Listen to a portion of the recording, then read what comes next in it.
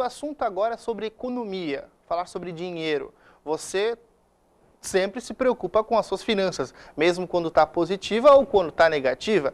A gente vai conversar ao vivo aqui no estúdio com o diretor de operações da Cred e também com um dos dirigentes, que ele também faz parte da Ordem dos Economistas do Estado de Santa Catarina, que é o Alexandre Puff, que vai falar principalmente sobre a questão de endividamento, né? Boa tarde, Alexandre, tudo bem? Boa tarde, Maicon, e boa tarde a todos os telespectadores. Pois é, hoje você vai ficar por dentro de alguns assuntos em relação à economia, que é muito importante, né? A primeira pergunta que eu faço para você, Alexandre, é em relação a como é que está atualmente o endividamento das famílias. Tem muita família endividada hoje em dia? Certo. Muito bem, antes de mais nada é importante lembrarmos o que caracteriza o endividamento, né? Então existe a Confederação Nacional do Comércio e a FEComércio, que medem algumas dívidas. Que dívidas eles utilizam para fazer esse controle? Cartão de crédito, cheque especial, crédito consignado, prestação de carro, carnê de loja, e eles fazem uma estatística de quantas pessoas que têm esse tipo de dívida, né? Eu analisei hoje de manhã, inclusive, esse número é atualizado. Hoje nós temos, média Brasil, em torno de 60% das pessoas têm algum tipo de dívida, né? Porém, isso pode variar de região para região. Aqui em Joinville, por exemplo, a FEComércio, ela mede e nós estamos em torno de 54% das famílias. Cidades como Florianópolis, por exemplo, chegam a 85% das famílias que têm algum tipo de dívida. Não necessariamente isso é um problema. O problema é quando esta dívida ela é mal contraída, né? Quando sobrecarrega a renda da pessoa, e aí a pessoa acaba entrando em endividamento. Então, para a gente entender, 60% em média das famílias no Brasil tem algum tipo de dívida hoje. Destaco que, embora em relação ao ano passado, Maicon, esse número caiu, ele era 62 na mesma época do ano, de janeiro, fevereiro, março e agora abril, esse número está crescendo. Ele estava em 57% e hoje ele está em 59% das famílias. Pois é, aí outra pergunta que eu faço é, qual é a causa da alta desse endividamento e quais seriam os motivos? É muito carro financiado, é muito cartão de crédito? Olha, eu faço palestras há 4 anos, ano passado foram 1.600 pessoas, vou em outras cidades, faço para vários públicos e cada vez mais eu tenho percebido uma situação, que o endividamento das famílias não é apenas uma questão financeira, de saber fazer cálculo, embora ele é relevante, mas as pessoas, o comportamento das pessoas é que precisa mudar, né? Então, se a gente for falar também por que as pessoas se endividam mais, se a gente voltar um pouquinho para trás, como foi a oferta de crédito nos últimos 2, 3 anos? Né? As possibilidades para você comprar mais parcelamento, você compra sem entrada, né? Você tem 1, 2, 3, 4 cartões de crédito hoje. Se você aliar essa oferta com uma falta de educação financeira, aí você entra numa rota de colisão, né?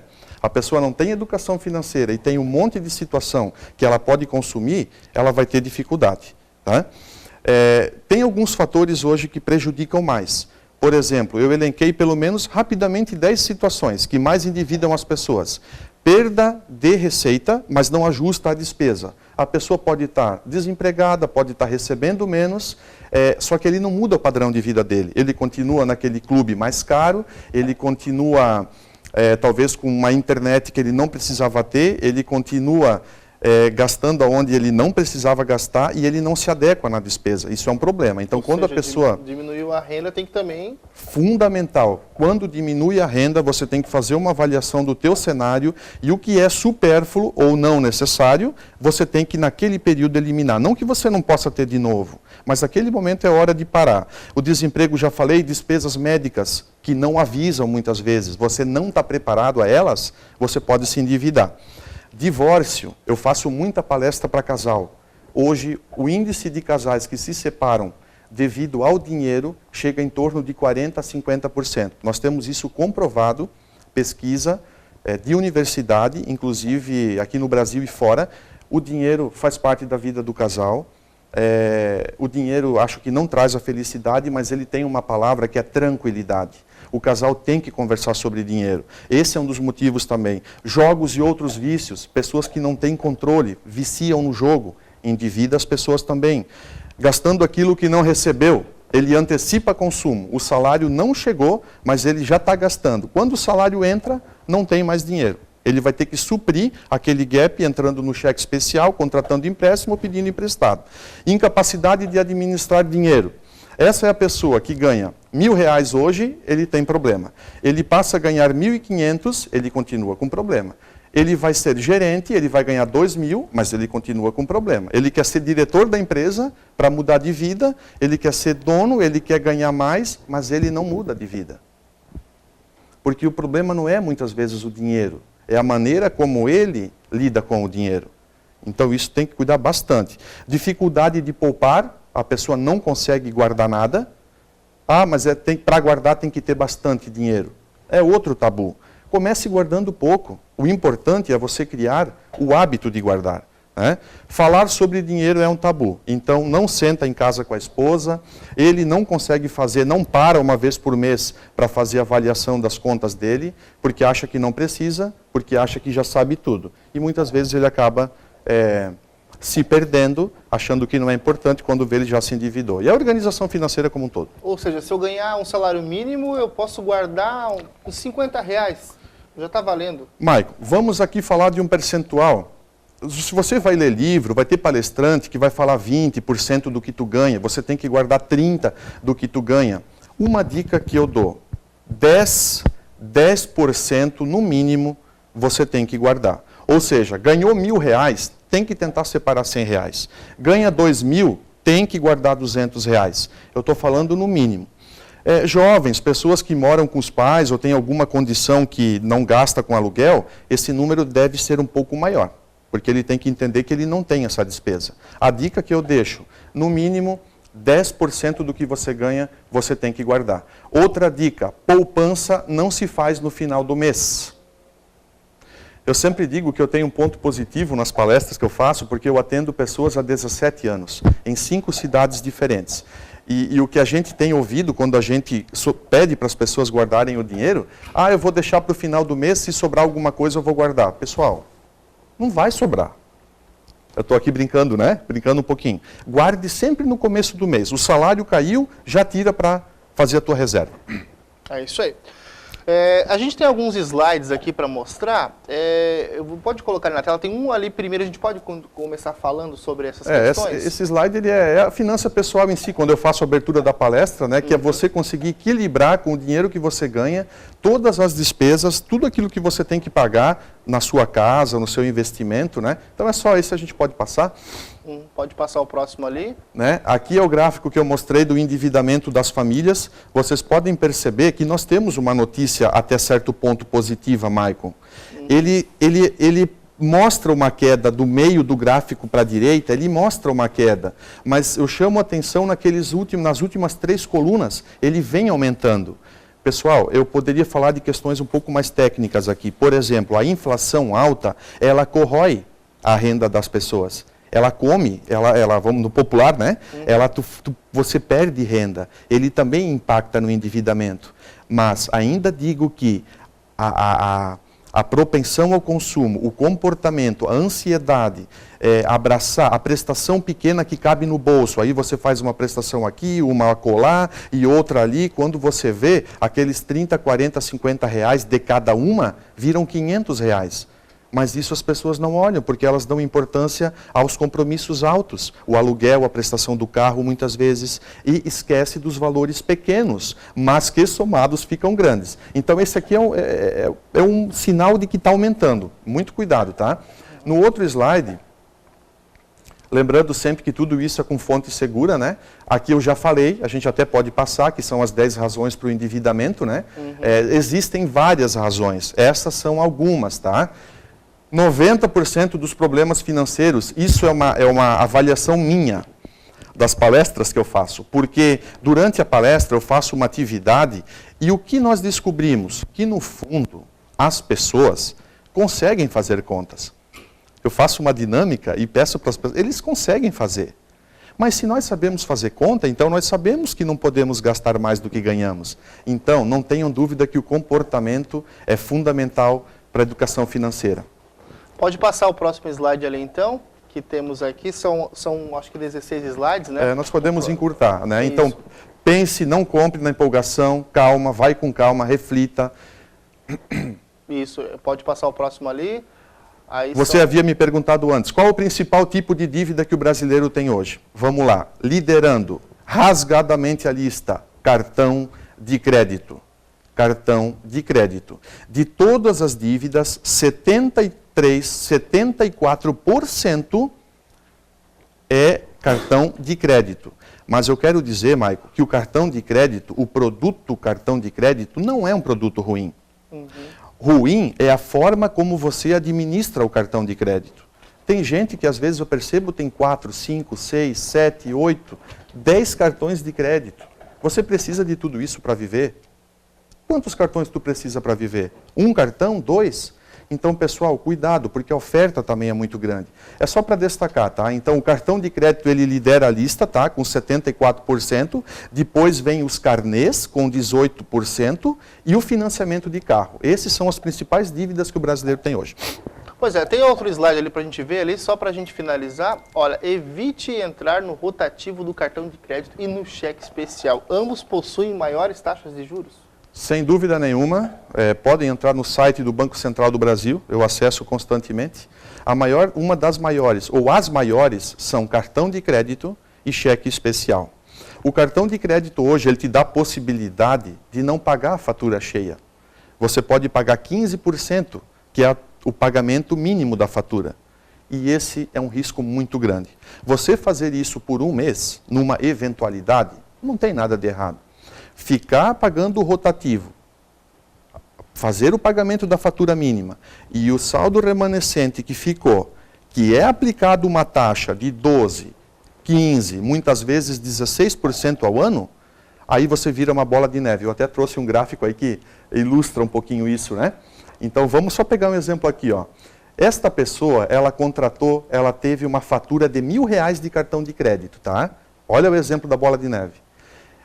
Ele não pagou essa fatura, ele deixou cobrando juros sobre o valor. É só para mostrar quanto é alto essa taxa de juros, tá? Em um ano, esse R$1.000, ele vira R$4.000. Esse cálculo é uma taxa de 12,25 ao mês. Agora tem cartões que fazem 16% ao mês, vai dar mais ainda. E se ele deixar de pagar em 3 anos, esse R$1.000 vira R$69.000. Em 3 anos. Se ele não deixar de pagar, se ele deixar de pagar, essa dívida vai aumentando. Por quê? Justamente por causa dos juros compostos. Cheque especial, ainda em relação ao cartão, é mais baixo. Na faixa de 7, 8, 10, depende do banco. Eu estou falando aqui de maneira geral. Isso tudo pode variar. Mas se você está contratando, se você está utilizando um cheque especial constantemente, valor total, ou você está pagando só a fatura mínima do cartão, uma dica, contrate o empréstimo pessoal e liquide a fatura do cartão. Faça o empréstimo pessoal, um consignado, e quite o seu cartão de crédito. As pessoas, por desinformação, eu já cheguei a ouvir pessoas, por exemplo, que falaram, mas eu tenho vergonha de ir no banco pedir um crédito pessoal. Vergonha é jogar dinheiro fora. Então, vá lá, se você está usando o cheque especial ou está usando o cartão, está pagando só o mínimo rotativo, faça o empréstimo, liquide essa fatura.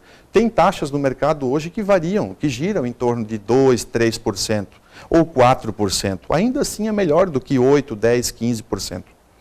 Então, essa dica que nós deixamos. A gente fala muito disso porque cartão de crédito, como já foi mostrado, 74% o que mais tem dívida, né? É no cartão. Então, muita gente que está ouvindo hoje deve ter essa dificuldade.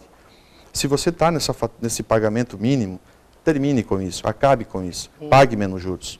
Olha, Alexandre, considerando todos os tipos de dívida das pessoas, qual que é a principal dívida que o brasileiro está inserido hoje? É o cartão de crédito, né? Mas o que fazer para resolver isso? É mesmo fazer um empréstimo pessoal, então?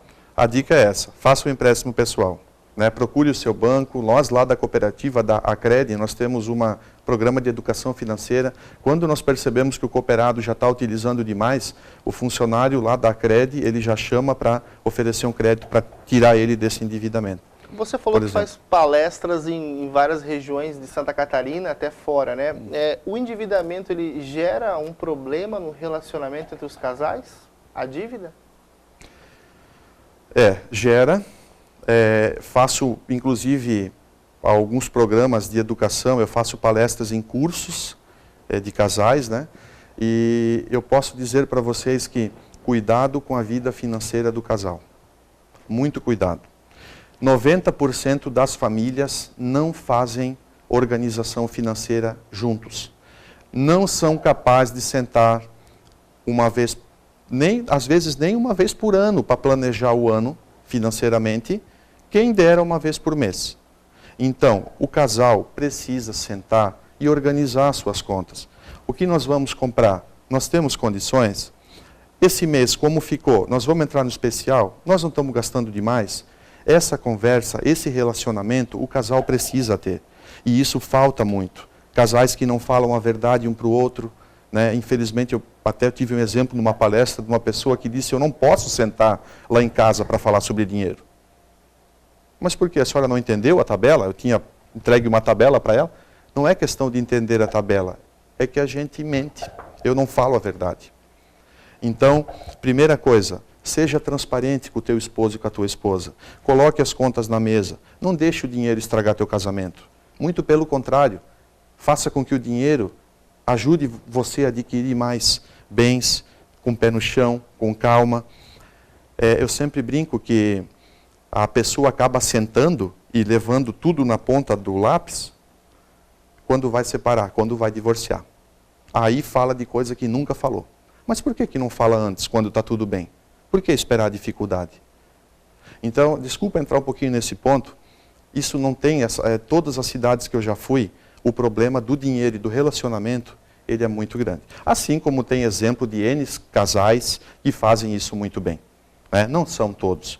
Né? A Universidade de Michigan fez uma pesquisa com 320 casais durante 25 anos. Neste período, 46% acabaram se separando, por algum motivo. Vamos estudar por que eles se separaram. Primeiro lugar, discórdias relacionadas ao dinheiro. 49% dos que separaram discutiam muito por causa do dinheiro. Porque muitas vezes tu deixa de sair para comer uma pizza, tu não consegue trocar a tua cozinha, tu não consegue mais trocar de carro, porque falta dinheiro. E aí te gera uma situação de estresse, pode acontecer. Ou tem alguém te ligando no teu trabalho, te cobrando dívida, mandando mensagem, mandando cartinha. E aí faz com que o teu estado emocional, você fique mais estressado. Quando você entra num conflito, como você já traz essa carga consigo, você acaba brigando. E muitas vezes a separação, lá no final, não é aquele motivo. É porque você já vai trazendo um problema e que muitas vezes esse problema é o financeiro. Então, importante discutir no casal. Senta, resolve, hoje esse mês dá, esse mês não dá, o mês que vem a gente pode adquirir, vamos dar uma segurada esse mês. Vamos assim, problemas todo mundo tem, na vida é assim, na vida pessoal, na vida profissional, a vida tem seus altos e baixos. Mas é quando a gente está na dificuldade que a gente tem que mostrar o que a gente sabe. Né? Eu faço palestra, eu fico feliz quando eu ouço um testemunho do tipo, lá em casa nós conversamos e na dificuldade nós colocamos na mesa e nós resolvemos o problema.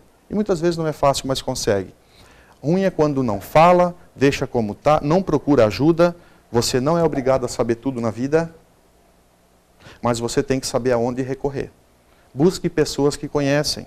Né? Por isso que eu digo, busque uma orientação financeira com um amigo, com um parente, com o teu banco, lá na cooperativa, em qualquer lugar, vai atrás. Né? Então tem que ter atitude. Na vida, se não tiver atitude, a gente não vai para lugar nenhum. Ok, olha, infelizmente o nosso tempo já está estourado, mas eu vou convidar, Alexandre, para que você venha algumas vezes aqui na TV para falar sobre economia, alguns pontos que a gente pode explorar mais o assunto em relação à economia, porque dinheiro todo mundo gosta de saber onde investir, onde poupar, onde economizar, né? Então, eu convido você para voltar mais vezes aqui, pode ser? Pode ser, eu estou à disposição. A TVBE já faz parte aqui da nossa vida, né? Já vim aqui também em outros programas. Parabéns pelo programa, Maicon. E uma dica, só para finalizar, não é o quanto você ganha. Não é o quanto você ganha. Tem gente que ganha R$1.000, 1.500 e consegue viver. Tem gente que ganha 50 mil e está com dificuldade. Então não coloque a solução só em quanto você vai ganhar, mas como você vai administrar. E o teu maior empreendimento na tua vida não são só os bens materiais.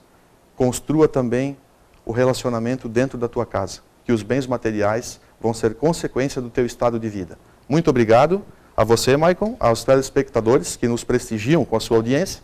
E um bom dia a todos. Ok, obrigado, Alexandre. Bom dia. O Alexandre Pofo é diretor de operações da CRED, Cooperativa de Crédito aqui de Joinville, e também faz parte da Ordem dos Economistas de Santa Catarina. E faz palestras, né? Também é palestrante já há algum tempo.